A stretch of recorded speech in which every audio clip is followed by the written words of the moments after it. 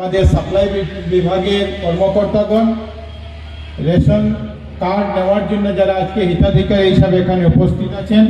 আপনাদের সবাইকে আমি অভিনন্দন জানাই এবং সঙ্গে সঙ্গে যারা এজেন্টরা উপস্থিত আছেন, সুধী মণ্ডলী,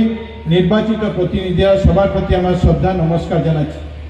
আপনারা মাননীয় মুখ্যমন্ত্রী ডক্টর হিমন্ত বিশ্ব শর্মা মহাশয়ের বক্তব্য শুনেছেন এবং সমস্ত আসামে আজকের দিনে গত রবিবার আমরা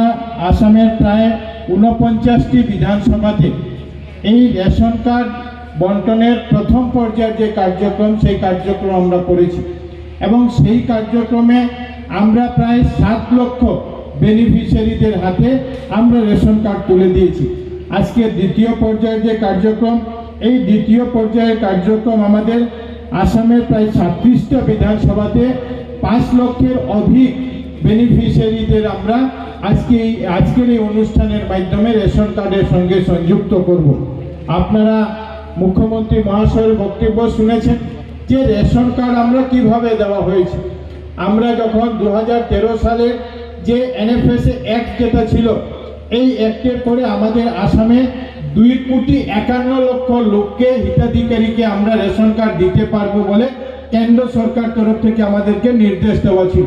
আমরা যখন রেশন কার্ড চলে এবং মাননীয়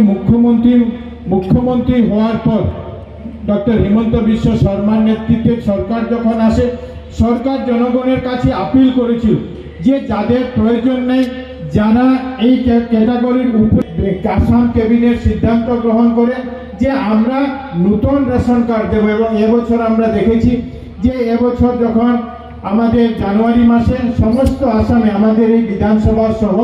সমস্ত আসামে দেখি যে আসামে 2,31,97,608 জন হিতাধিকারীকে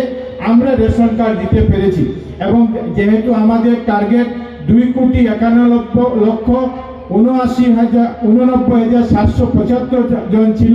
এই জন্য আসামের মাননীয় মুখ্যমন্ত্রী ডক্টর হিমন্ত বিশ্ব শর্মা মহাশয় প্রচেষ্টা করলেন যে আমরা যে আমাদের কাছে যে দেওয়ার স্কোপ আছে, আমরা নতুন প্রায় 19,92,167 জন নতুন হিতাধিকারীদের মধ্যে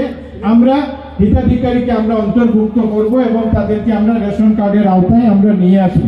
এবং সেই লক্ষ্যে এই রেশন কার্ডের প্রক্রিয়া শুরু হয়। এবার আমরা 7 লক্ষ, আজকে আমরা গত সরকারের খাদ্য ৰাজহুৱা বিতৰণ আৰু গ্ৰাহক পৰিক্ৰমা মাননীয় মন্ত্ৰী শ্ৰীযুত কৌশিক ৰায় বৰিয়া, মণিপুৰী উন্নয়ন পৰিষদ অসমৰ সভাপতি মাননীয় সহকাৰী আয়ুক্ত শ্ৰীযুত লক্ষ্যজিৎ গগৈ, সহকাৰী আয়ুক্ত অধীক্ষক শ্ৰীযুত প্ৰদীপ কুমাৰ ডাঙৰীয়া, সভাপতি শ্ৰীযুত বৰুণ সিং, ৰাজাবাজাৰ মণ্ডলৰ সভাপতি শ্ৰীযুত শুভঙ্কৰ গোৱালা সহ এই খাদ্য নিৰাপত্তা আইনৰ অধীনত লখিমপুৰ বিধান